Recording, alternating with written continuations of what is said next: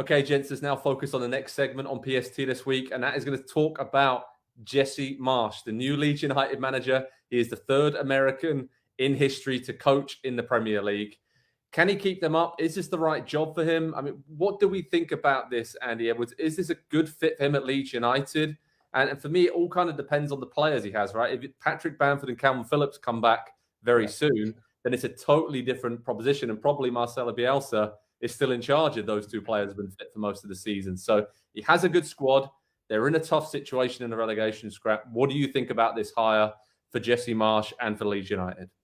Yeah, before we even get to Marsch, just a quick minute on Bielsa. What he did for Leeds to bring them back to the Premier League after so long. There's a reason there's going to be a Bielsa statue outside of Elland Road, and it won't take too long to get it. It's a very, very memorable and iconic figure in the history of Leeds, and so it had to be a pretty dire situation for them to move on from him, just given the support and the love that he's received from that fan base over the years that he's been in charge there. And so it makes it a bit of a difficult job for whoever comes in after kind of one of those iconic figures at a club. We've seen it with Arsenal, Arsene Wenger. We've seen it at Manchester United with Sir Alex Ferguson. Obviously, he wasn't nearly as tenured as those two in the Premier League. But I think it's kind of a similar point that, when you have someone who is so stylistically and idealistically extreme to one direction, that it can be really difficult, I think, to pick up after that, because they have played this incredibly intense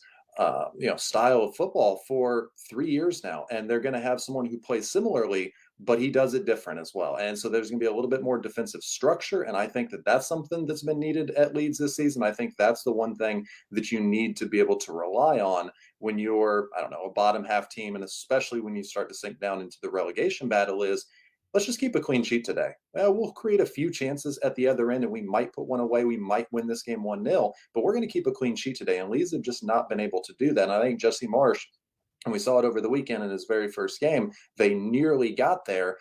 He's a little bit more pragmatic. He's a little bit more realistic. And so I think that he'll come in there with some ideas that maybe will be a little bit more neutral, middle ground between where the players are mentally and where Bielsa wanted them. And so I do think it's a good, I think Leeds is a good job in general, just from the fact that obviously there's a good amount of money in the club. It's obviously a massive club in the region, but I think there's a lot of smart people running it as well. And they've spent money over the years, and they're forward thinking, I guess. And so to bring in someone like Jesse Marsch, he ticked all the boxes that they were looking for. And so I think that's a very encouraging sign early on. Now, obviously, we'll have to see how things go on the field, how the players respond to him. I'm more so worried going into next season, because this season is, hey, just get us over the finish line, keep us in the Premier League, and then we'll reassess from there. At that point, I think it's a really good appointment. I think it's a good fit for Jesse Marsch as well. It is. I think on paper, it makes a lot of sense. There's almost two jobs though, right? It's cliche to say, but short-term, keep us in the Premier League, and then long-term secondary goals, we can then start focusing on how we want to play, who we're going to bring in, and then go from there. I mean, Jesse Marsch had a great few seasons with the New York Red Bulls. That went to Leipzig as an assistant, was, learning his trade there in Europe. Then at Salzburg, great team he developed there, and into the Champions League, and dominated Austrian football. At Leipzig recently, when he did make the step up there as head coach, didn't work out well, left very quickly. But let's not forget, he has Champions League experience, Europa League experience as a coach. He's done it consistently over the last few years. So there's a good hire for Leeds United. But there has been something interesting that's popping up, and I wanted to talk with you about this, Nick. There's been some really interesting questions in press conferences to Jesse Marsch when he first took over about the respect levels for American coaches, about perhaps having an American accent in the UK, and maybe not being taken as seriously as coaches from elsewhere in the world. This is something that I spent a lot of time talking to American coaches and players about over here in England and in Europe generally. I remember speaking to Bob Bradley about it, Brad Friedel, Tim Howard, and sort of that constant battle for respect in the world soccer sphere, that Americans probably have to go above and beyond to even get the same respect levels as a coach from England or Italy or Spain. What do we think about that? Because I actually think that American players and coaches have now all earned that respect for me, and the likes of Pulisic, McKennie, Adams doing it week in, week out in the Champions League and the big clubs in Europe, and coaches like Jesse Marsch coming over. It feels like a bit of a dated concept that Americans haven't got any respect in the global game. What did you think about that back and forth between Marsch and the reporters, and what's your general feeling about that? So his answer in itself like lifted me up. It made me feel better about his appointment. It made me feel better about American soccer. There are times, with respect to his friend Greg Berhalter, that I think about how much better I'd feel about the USMNT if I could just swap their personalities, let alone anything else. But look, we've all been there, and we've all wondered. I can remember when I was really falling in love with American soccer, I really wanted, this is going to sound so goofy, especially to Andy, but my favorite player at the time was Josh Wolf. He was a young guy on the scene. I was like, man, I wonder what he'd do in that situation. Are we good enough? And I just don't think there's any question now that we're good enough. I think it is a question of being uncomfortable with how much, including MLS, the national team, with how much the money and resources here have fast forward our entry into the conversation. And I think it's uncomfortable in a lot of different ways, not unlike when we see a team get rich really quick, because we're only talking about what, 30 years ago, under 30 years ago, that we did not have a top league, that my best hope for soccer entertainment in America, if I wasn't in the Pacific Northwest, was to go see an indoor soccer game between the Buffalo Blizzard and the Cleveland Crunch. Like, that was my best option. And I think people are still catching up with it. I think Marsch is at a tipping point. What I worry about is, short of him winning a trophy, whenever he leaves that project, I feel like it's going to be revisionist history in the wrong direction over in England about Bob Bradley. Bob Bradley had a horrible time at Swansea.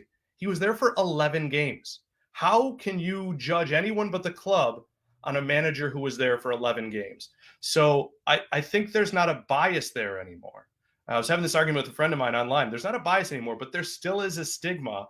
However, as we're about to talk maybe a little bit more about with Leeds, my firm belief is that he's going to keep them out of the bottom three. I think it's a pivotal period, just like it is for Lampard, because of his fire and because of the way he presents himself is so much different than Bielsa, that this is a huge time for him to say, yeah, we went in an opposite direction, but the same stylistic mentality, and it's going to be fine. I think you're right. I think there were even some comments about at the end of his first game in charge, getting the players on the pitch at the end with the huddle and like the fist to the heart and going over to the fans and trying to get everyone on board. I totally get what he's trying to do there. It's almost like you don't want him to try too hard to try and be a bit different or just. I feel like this is a really pivotal moment for American coaches in terms of, if he does well, it will open the door for so many others.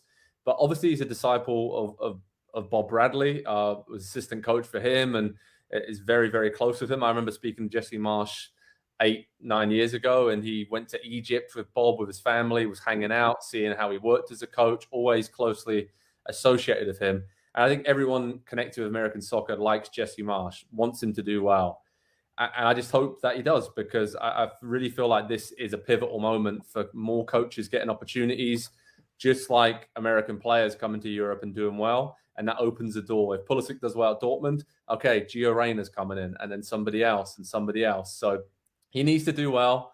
And Andy, do you think he can stay up, keep them up? Because I'm looking at the final 11 games. They probably need, 15 points to add to their tally right now to be safe, get around the 37, 38 point marker. And I actually struggle to see where those 15 points are going to come from. Correct me if I'm wrong, but I feel like this is a very uphill battle for him at Leeds United. 15 seems like it might be a bit much. I'm looking at Burnley with 12 games. I don't know that they'll need to get quite to 38. So maybe it's like 12 or 13 or 14. I take your point, though. I do think it's a good point. On the stigma thing, really quickly, obviously it's still a thing because we're still talking about it, because he's still being asked about it. And as you were talking, Nick, I looked up. I just went through the list of all the managers in the Premier League right now, all 20 of them, and just a quick off the top of the head thought, who had accomplished more when they took the job that they're currently in as a manager? Jesse Marsch or this manager? And just, again, quick off the top of the head, Jesse Marsch has accomplished more than 9 of the 19 other Premier League managers before he took that job, before they took their current job as well. And that includes someone like Steven Gerrard, who, had a little bit of, I think, Europa League success for a season with Rangers, but that's about it. Now, obviously, he won the Scottish title there, but like, there's a lot of managers in the Premier League, because of where they come from, whether it's in England or it's somewhere else in Europe, who are just given that benefit of the doubt right off the start. And so Jesse Marsch comes in with good credentials. He's, been at a couple of big places. He had a lot of success at Salzburg, and you can write that off and say, well, it's Austria. They're the only big club there. They did it in the Champions League as well. They remember the games against Liverpool. We all do. So he's got a little bit of cachet to what he's done. And immediately the first thing is, well, you're American. You sure you can do this job? Like, obviously, it's still a stigma. And so, I agree that it is important at this time with him specifically, because at this point, he's probably the best that we've produced as a manager as well. Like, is somebody who has a fully developed footballing mind and ideas and philosophy. We've never had that from an American coach really before. And so he is kind of flying the flag for everybody. And obviously we hope to see him do well there. It'll be good for the U.S. men's national team. If we get a couple players maybe into that team as well in the summer, the possibilities are endless if he can get through these first 3 months or so. Yeah, the whole just labeling him as an American coach and he doesn't know what he's doing, it just seems very lazy to me and just very antiquated in terms of maybe how MLS and American soccer has been viewed in the past. But I really hope that those stigmas now are gone after this few months with Jesse Marsch in charge. It probably won't, to be perfectly honest, but hopefully he is a big player in helping respect levels continue to grow for American soccer, because there's no doubt it has come on leaps and bounds in terms of the respect levels around the world and in Europe and in England, even over the last 5-10 years at least. And there's still a long way to go, but he is going to be pivotal in his few months here at Leeds United at the end of the season, to hopefully keeping him up and then seeing how he does next season. So we'll keep you updated all the latest news around Leeds, Jesse Marsch, the US men's national team, of course, over on Pro Soccer Talk on NBCSports.com. But everyone in the US soccer community is really hoping that Jesse Marsch, who is a great guy, great motivator, really good coach. Let's hopefully, fingers crossed, he does really well at Leeds United and does himself proud at the end of this season. Hi there, I'm Rebecca Lowe, studio host for NBC's coverage of the Premier League. Don't forget to hit subscribe to watch highlights all season long, and be sure to tune in for Premier League mornings every weekend at 7 a.m. Eastern. And for even more content, head over to Peacock, where we've got live games, original series, and a dedicated round-the-clock Premier League channel featuring studio shows, classic matches, and much more.